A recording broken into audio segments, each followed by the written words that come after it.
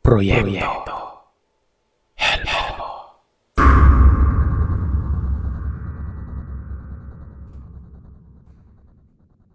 Sir Seth, ako ulit ito. Si Ray ng Panabo City, Davao del Norte. Magbabahagi ulit ako ng mga kwento patungkol sa mga kababalaghan at katatakutan. Gaya nung dati ay hango ulit ito sa mga tunay na karanasan at mga pangyayari. Ito ay bahagi pa rin ng aking Yamaha XTZ Horror Ride Stories. Ang lahat ng mga karanasan na ito ay nangyari sa iisang lugar lamang. Sa isang ospital na makikita lamang din dito sa lugar namin, sa Panabo. Siyempre, hindi ko nasasabihin kung anong ospital yon. Madali lang din naman ito makita dahil nasa tabi lang ito ng daan. Bago ko simulan ang pinakakwento, i-describe ko lang ito ng konti. Meron itong dalawang parte. Yung luma at yung katabi nitong pinapagawang 4-story building. Bali doon po iikot yung lahat ng karanasang ibabahagi ko. Itong unang karanasan ay karanasan ng aming kapitbahay na si Mang Pedring. Nadisgrasya yung kapatid niya noon kaya na-admit ito doon sa ospital. Pangatlong gabi niya umano noon sa pagbabantay nung nangyari ang karanasan na ito. 2:00 ng madaling araw. Nang makaramdam ng gutom si Mang Pedring. Nagpaalam siya sa kapatid niya na lalabas muna para kumain. Batid naman ni Mang Pedring na inilipat na yung kantin ng hospital doon, sa second floor ng pinapatayong building na ito. Nagtiyaga siyang hanapin ito. Nung nakita niya ay kaagad siyang pumasok noon. Yun nga lang ay wala siyang makitang tao na nagbabantay. Hindi naman din yun sarado dahil nagawa naman niyang buksan yung glass door na pintuan. Itsurang parang sa 7-Eleven kasi yung kantin doon. Kaibahan lang. Nang nasa loob ay yung mga mesa at upuan. Dahil sa gutom na nga siya ay kumuha lamang muna siya ng cup noodles tsaka sachet ng kape doon sa may istante. Doon na rin siya kumain noon. Sa isip daw kasi niya noon ay baka nagto-toilet break yung nagtitinda kaya wala ito doon. Maya-maya ay biglang may pumasok na isang lalaki na may dalang mug. Naging pamilyar ito bigla kay Mang Pedring. Gawa ng kumpare niya pala ito. Yung misis naman niya umano yung na-admit sa ospital na yon, kaya siya naroroon. Nagkaroon ng mahabang kamustahan sa buhay at kwentuhan na rin. Matagal din kasi silang hindi nagkita. Maya-maya pa ay sabay nilang narinig. Yung parang may pukpukan tapos parang may nag-uusap at naghihila ng yero. Sobrang katakataka yun kaya lumabas sila saglit nun. Napagtanto nila na mula pala yung ingay doon sa bandang gilid lamang ng kantin. Meron kasi ditong bakanteng parte. Bali yung bakanteng parte na yon ay bahagi ng ospital na under construction. Meron pang nakalagay na off-limits. Tapos may makikita rin ng mga sako-sakong semento tsaka hollow blocks at bakal. Sobrang dilim yung bahagi na yon kaya ganun na lang yung pagtataka ng dalawa kung bakit parang may nagtatrabaho pa rin sa napakadilim na parte na yon. Niwala man lamang silang makitang ilaw pero para daw talagang may mga tao na nagtatrabaho. Ang ginawa nila ay sinubukan nilang tingnan ito. Yun nga lang, nung papalapit na sila, bigla rin umanong nawala yung mga ingay na yon. Nagpa siya na lamang yung dalawang kumpare na bumalik na lamang sa kantin. Habang pabalik, sabay silang nagulat gawa ng merong lumitaw na dalawang construction worker sa bandang gilid nila. Sigurado naman si Mang Pedring na construction worker yon. Dahil magkapareho yung mga suot nilang uniforme na kulay green. Basta lang din daw ang mga ito na naglakad sa gilid nila. Ang napansin lamang ni Mang Pedring, bakit napakadungis umanong tingnan ang mga ito? Ultimong parang gumapang sa alikabok. Ganun umano sila kadungis. Hindi makita yung buong mukha ng mga ito dahil sobrang bilis din nilang maglakad. Patungo din ang mga ito doon sa may hallway. Bumalik na rin sa kantin yung magkumpare at parang binaliwala na lamang yung mga dumaan sa kanila. Sa isip namang Pedring ay baka may mga stay-in construction worker lang ang mga yon at doon lamang sila natutulog. Naguguluhan lang talaga siya kung bakit gising pa ang mga ito ng ganong oras na parang nagtatrabaho pa rin. Tumuloy na lamang sa kwentuhan si Mang Pedring sa kumpare niya. Ilang sandali pa, pareho nilang narinig na parang may mga yabag na patungong pabalik dun sa may off-limits. Sigurado daw silang dalawa na yung mga construction worker na pabalik na doon sa may off-limits ang dadaan. Hindi na sila lumabas pa. Tumingin na lamang sila sa glass wall. Kapa umano natigilan si Mang Pedring at yung kumpare niya gawa ng yung mga mukha daw kasi ng mga ito. Parang binugbog. Merong ding dugo yung bibig at ulo ng mga yon. Ang mas nakakatakot pa, wala silang makitang itim sa mga mata ng mga ito. Puro puti lamang umano. Sinundan lang naman nila ito ng tingin hanggang sa mawala na lamang sila doon, sa may parte na may off-limits. Ilang sandali pa ay meron na ring mga nurse at ibang tao ang pumasok sa kantin. Dito nga, at parang nawala sandali yung pagkatakot nila. Nagpakita na rin hindi kalaunan yung titinda. Naitanong naman ni Mang Pedring dito kung meron bang mga stay-in construction worker na natutulog doon sa may off-limits na yon. At ibinahagi din ni Mang Pedring doon sa nagtitinda yung nakita nila ng kumpare niya. Bigla umano itong natigilan. Sinenyasan din ng tendera si Mang Pedring doon sa may bandang gilid at animoy meron itong ibubulong. Sabi umano sa kanya ng tenderang yon, matagal na nga niyang nakikita yung dalawang multo ng construction worker na yon.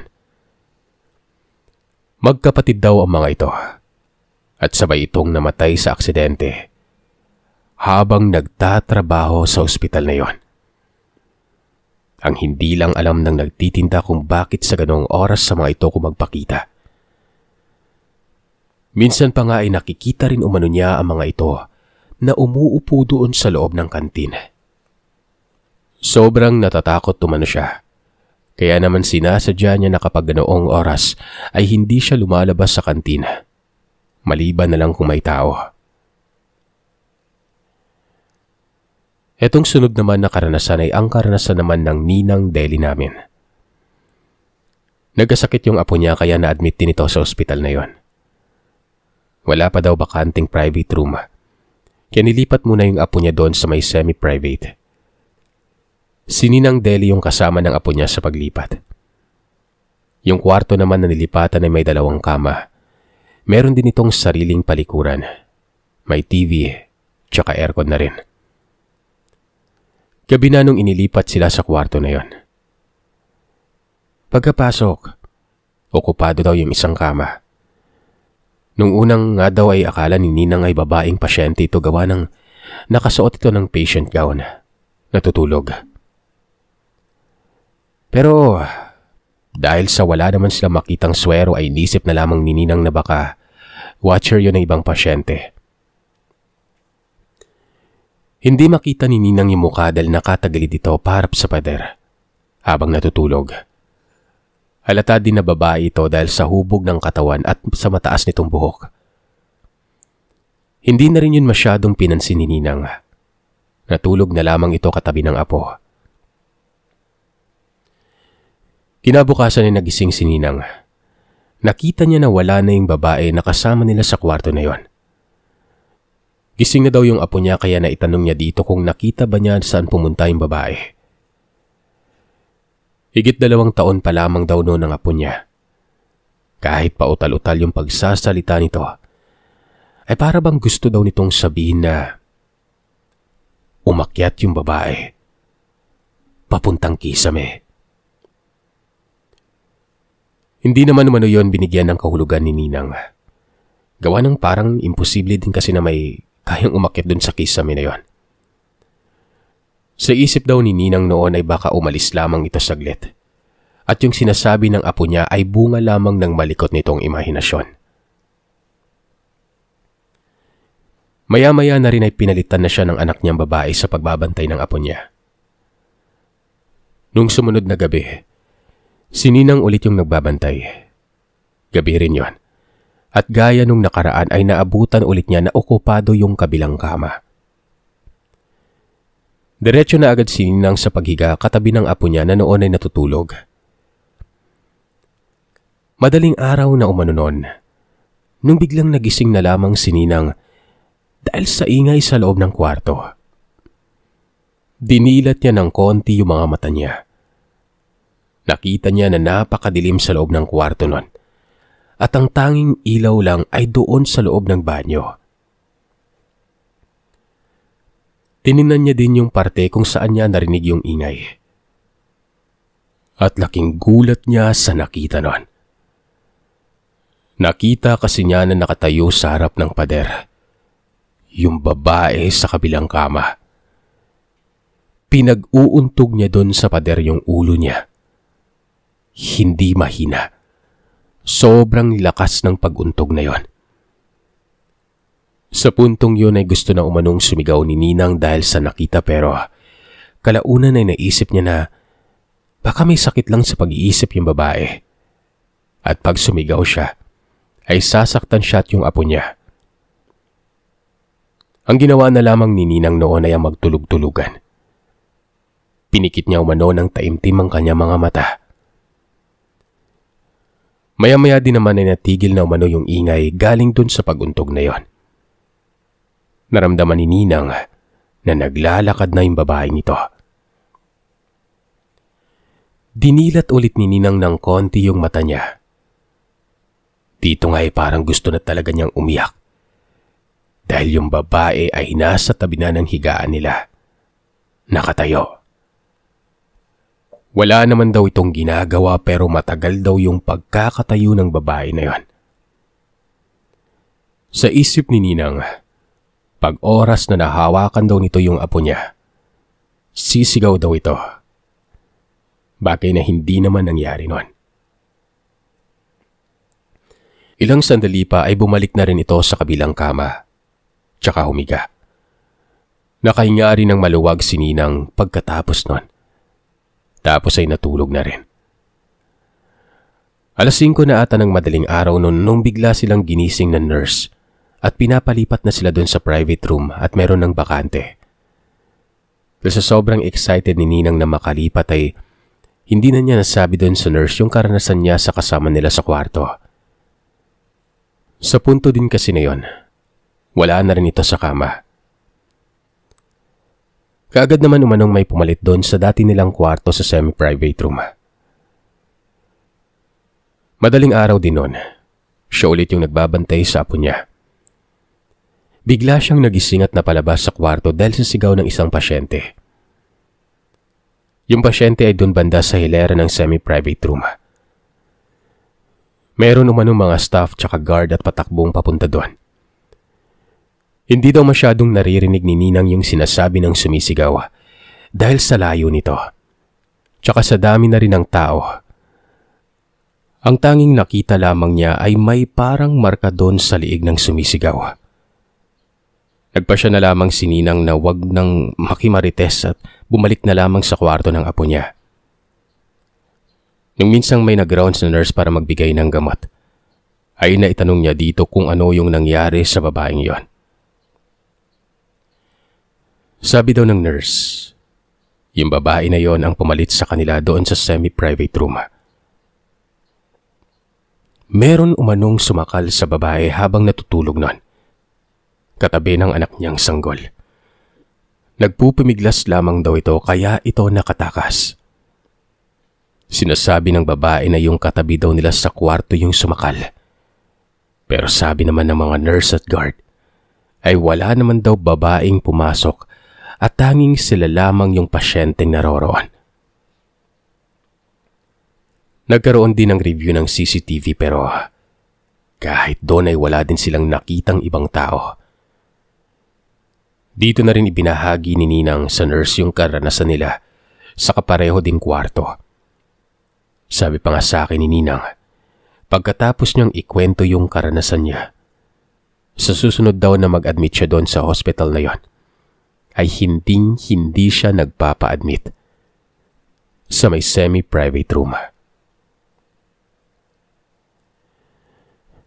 Itong huling karanasan ay ang karanasan naman namin ni Mrs. Naibahagi ko na din dati doon sa huling mga kwento na nadisgrasya ako sa motor. Nabali yung kaliwang kamay ko at kailangan itong lagyan ng bakal tsaka ng semento. Pagkatapos kong naoperahan sa kamay ay kailangan ko namang mag-follow-up check-up sa doktor na nag-opera sa akin 2 beses sa isang buwan. Ang opisina naman ito ay naroroon sa 3rd floor ng tinatayong ospital. Nung nangyari yung karanasan namin na ito, pang-4 na follow-up check-up ko na yon. 5:00 sana ng hapon yung schedule ng check-up namin. Hinga lang, dahil sa ulan ay na-late kami ng mga kalahating oras. Ang nangyari tuloy ay panghuli na kami sa pila ng magpapa-check-up noon. Ang buong 3rd floor ay intended para sa lahat ng opisina ng mga resident doctors ng hospital. Yari sa salamin yung pintuan, tsaka pader ng bawat opisina. Kaya tanaw mula sa labas yung halos lahat ng ginagawa mula dun sa loob. Bukod dito ay meron din mga opisina na bakante o ginagawa pa lang. Meron ding patients waiting area. Dito kami maghihintay na tawagin ng sekretary para sa check-up. Bawal din kasing magsiksikan sa opisina dahil protocol daw yon. Yung doktor ko na lang ata yung may check-up ng mga oras na ito. Pansin ko kasi nasarado na yung ibang opisina. Sa bilang ko ay mga 10 kaming lahat na naghihintay nun. Maya-maya ay sinabi ng sekretary na mahuhuli daw ng dating yung doktor gawa ng sobrang lakas ng ulan. Sa Davao lumakas noon tapos meron ding aksidente sa may bandang Tibungko. Kaya na-traffic siya. Pagkatapos sabihin ng sekretary ay may ibang kasama kami na nagpasya na lamang na umalis. Hindi na rin daw nila mahihintay si doktor. Naitanong din sa akin ni Mrs. kung aalis kami. Sabi ko ay hintay na lamang. Wala naman kasi kaming lakad kinabukasan at ayaw ko rin bumalik pa sa susunod na linggo. Siguro nasa 5 na lamang kaming pasyente noon na naghihintay. Matapos ang higit 1 oras ay dumating pa rin si Doc. Nagsimula na rin yung check-up. Napagod ako sa kakahintay kaya napaidlip muna ako noon. Maya-maya ay ginising ako bigla ni Mrs. at ang sabi niya, "Han, nakita mo ba yung bata? Yung mataba, yung cute? Kanina pa siya tumatakbo at tumadaan dito sa harapan. Cute sana pero nakakatakot eh. Nakasuot siya ng gown ng pasyente. Doon siya galing sa may dulo, sa may bakanting opisina." Bata? Wala naman akong napansin Baka anak lang yun ng ibang pasyente o ng sekretary ng ibang doktor. Umalay mo naman, pasyente lang talaga yun. Yo talaga, baka gutom ka lang. Bili tayo mamaya sa 7-Eleven sa baba, gusto mo? Medyo nanahimik na rin si Mrs. dito sa pagkakasabi ko. Sa isip niya umano sa sinabi niya sa akin ay para daw hindi ako naniniwala nun. Hindi nagtagal ay nakaramdam ako ng pag-ihi. Nagpaalam ako kay Mrs. na pupunta muna ako ng banyo. Yung pinaka-CR namin nun, sa bandang dulo. Madadaanan namin yung mga bakanting opisina. Doon din yung parte kung saan madilim at dumaan umano yung batang tinutukoy ni Mrs. nun. Tuloy lang ako sa paglalakad nun. Nung bigla na lang napansin ko na meron ngang matabang bata na nakaupo sa isang mahabang upuan sa tabi ng daanan. Hindi ko makita yung mukha dahil nakayuko ito. May katabaan din ito at tingin ko ay ito ata yung tinutukoy ni Mrs. na batang yon. Nung papalapit na ako sa bata, narinig ko na parang kumakanta Yung parang humihele. Dahil nga sa paraan ng pagsasalita ng bata ay napagtanto ko nga na medyo may kakaiba sa kanya. Binilisan ko na lamang yung paglalakad hanggang sa marating ko na nga yung banyo. Kahit nasa banyo na ako ay rinig na rinig ko pa rin yung paghahaming sound ng batang yon. Alam mo yung nakakapangilabot talaga pakinggan. Para ring nag-i-echo dahil marahil sa pagkakulob ng daanan noon kaya nagpaikot-ikot lamang yung boses na ito. Pagkalabas ko ng banyo, ay dumaan ulit ako sa parte kung saan naroroon yung bata. Sa punto na yon ay hindi na ito nakayuko. Nakaupo pa rin ito. Nakataas na yung ulo nito. Nung papalapit na ako sa posisyon niya, ay nakita ko na yung buong itsura ng batang yon. Hindi maganda yung nakita ko, Sir Seth. Sana nga ay hindi ko na lamang tiningnan yung bata nung nangyari ito. Paano ba naman? Nakangiti ito na labas pa yung gilagid. Pero ang mas nakakapanindig balahibonan ay wala akong makitang puti sa mga mata nito. Buong kabuuan ata ng mata niya. Napakadilim. Batid ko sa punto na yon na hindi na normal na bata yung nakikita ko kaya pinilisan ko pa lalo yung paglalakad. Nung medyo malapit na ako sa waiting area ay bigla akong binangga ng bata. Patakbo rin itong dumaan sa akin hanggang lagpasan nga ako. Laking gulat ko. Lumiko ito sa may waiting area kung saan naroroon yung misis ko nun. Kagad naman akong napatakbo. Hindi naman kabilisang tumakbo yung bata kaya sigurado akong maaabutan ko ito doon sa may waiting area. Yun nga lang, pagkarating ko doon ay wala na akong makitang bata. Naabutan ko lang nga noon ay si misis na noon ay nagsiselfone. Naitanong ko naman sa kanya kung nakita ba niya yung batang dumaan. Wala daw. Labis-labis yung pagtataka kasi bata nga talagang nakita ko noon. Maya-maya ay tinawag na rin kami ng sekretary ng doktor. Pagkatapos makapag-check up, naitanong namin sa sekretary yung batang andon sa may malapit sa waiting area. Sinabi din namin ang description nito. Napatahimik sandali yung sekretary. Sabay sabi sa amin bigla ng multo daw talaga yung batang nakita namin. Hindi niya sigurado kung ano yung nangyari sa bata basta matagal na rin umano itong nagmumulto sa floor na yon.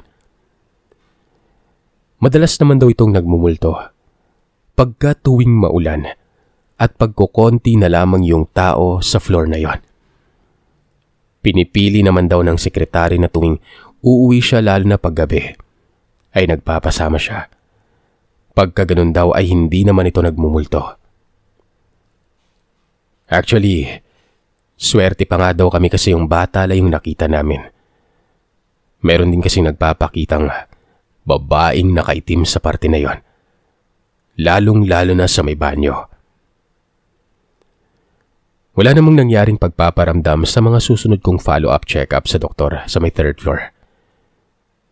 Hindi ko alam kung bukas ba yung third eye ko o kung ano man. Pero sa tingin ko, basta ba matatag lang yung paniniwala at pag-iisip ng isang tao. Kahit ano pa siguro yung makitang kababalagan, ay hindi dapat ito